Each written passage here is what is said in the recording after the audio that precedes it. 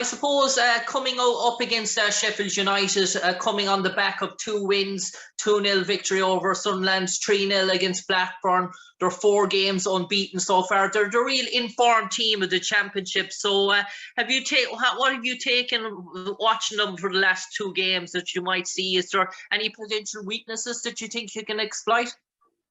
Yeah, well, I won't be saying them on there. Yeah.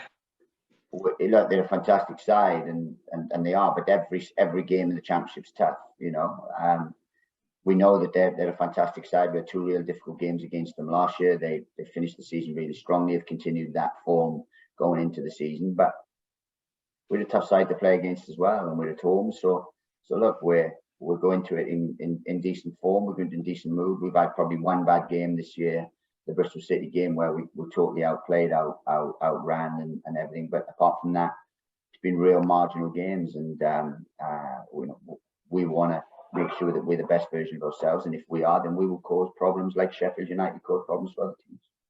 And Nathan, how is the confidence after that 2-0 victory over Swansea? A deserved performance, deserved win, and to get the first 3 points of the season. Yeah, it's important to do that, just to settle everyone down, just a psychological thing. But it's a confident group here. We have processes. We know what we do. We don't get too high. We don't get too low. We keep working hard. You know, everyone keeps each other on the ground. So yeah, the confidence levels would be good. They'll be, they'll be in some good spirits. But to be fair, apart from the Bristol City game, we've been decent. We should have more points than we have currently. So it's just about us just keeping that consistency and then turning draws and things into wins, taking our opportunities when we get them. And once we do that, like we did on the weekend, then we'll pick up more points. And I suppose it's a big occasion for Luke Freeman as well, going back to Sheffield United. Obviously, probably not too happy with his spell there, and obviously a point possibly to prove to Sheffield United for letting him go.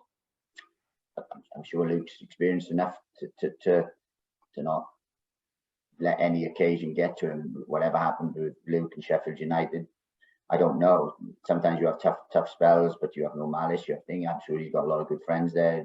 He's such a jovial, upbeat character. He's integral to what we do on a day-to-day basis in terms of the environment. And I'm sure he was like that at Sheffield, because I know him as a person as well as a player. So look, it might be a big occasion playing against your old club, like it is with anyone. So I won't be coy enough to say no, it doesn't make a difference. But Luke's experienced enough to know, and he would have played against QPR, he played against Bristol City, he would have played against sides that he's been at. So look, you have to ask him in terms of what it feels and everything. But Luke's a real good professional, and I imagine he'd look forward to the game, as we all are.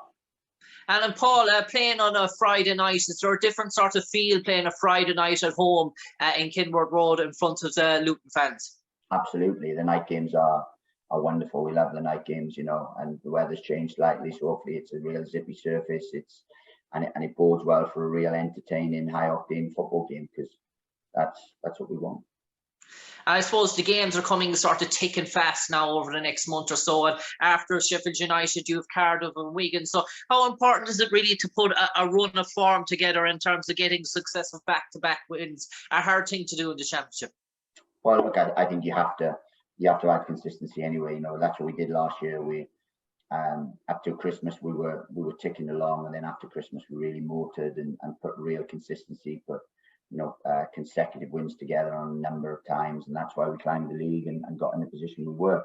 So that's what we have to continue now. It's slightly more difficult now, this year, obviously, because teams are far more aware of us and stuff. But we're in a decent place. We just have to keep the consistency, take chances, keep clean sheets, do all the basics well. And if we do that, then I'm sure the rewards will come. And finally, for me, Nate, it's not long to go now until the sort of deadline day, crazy day. How do you plan to spend that day? Do you plan to be at home with your sort of feet up? Would that be a good occasion to spend that day, or do you think you'll be answering 1 or 2 phone calls? It's a week away. I have no idea what my life holds within the next 3 to 4 hours. So in terms of a week away, you've got no chance of me being able to do that. And I said a week in football is massive. Who knows what might happen.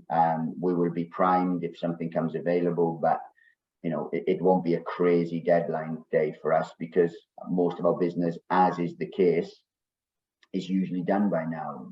think we've had one crazy window really. We're not being crazy when we signed Elijah Adebayo and Carl Naismith really late, but apart from that, you know, we do our business, and if one or two things come available, then we'll attempt to do them. But we're in a good place. We're very, you know, very settled, and we have the tools that we have now in place. So I don't envisage you being crazy, and if I can spend any of the next days with my feet up, enjoying a glass of wine, I'll be delighted. It doesn't have to be deadline day, it could be any day.